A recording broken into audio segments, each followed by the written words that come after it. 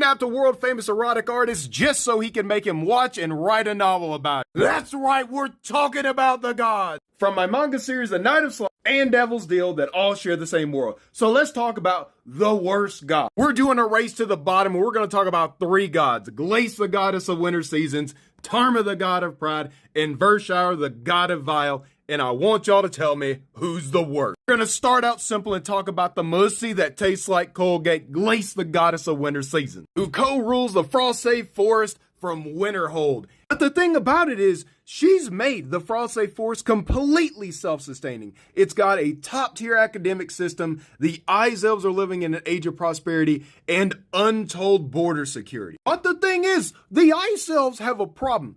They believe they're superior to every other race. In fact, every year they have a celebration where they buy slaves of other species and then hang them for part of their celebration of supremacy. She also has some more rulings for her people. She wants you to be modest. And if you forget to be modest, then there's punishments for that. Because as an Ice Elf, you're better than being vain. It's a sin.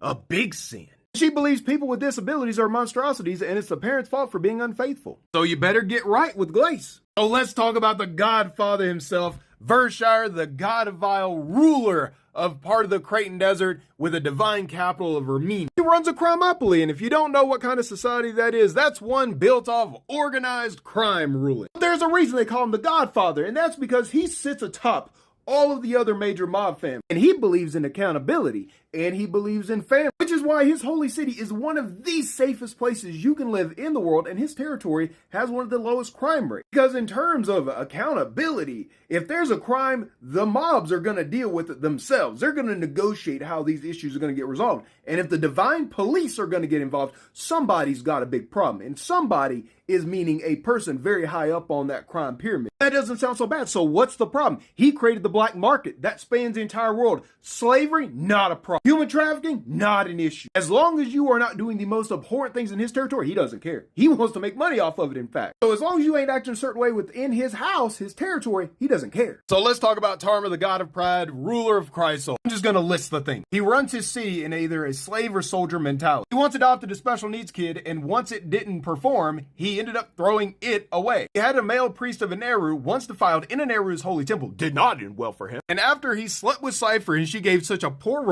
performance, he captured a world-famous erotic writer, forced him to watch and then write a book for sale across the world. But while I'm getting a restock, you can read them online for free, just see by it. And you can also support the mating manual by grabbing a Ruby Gold subscription or make an OC in the series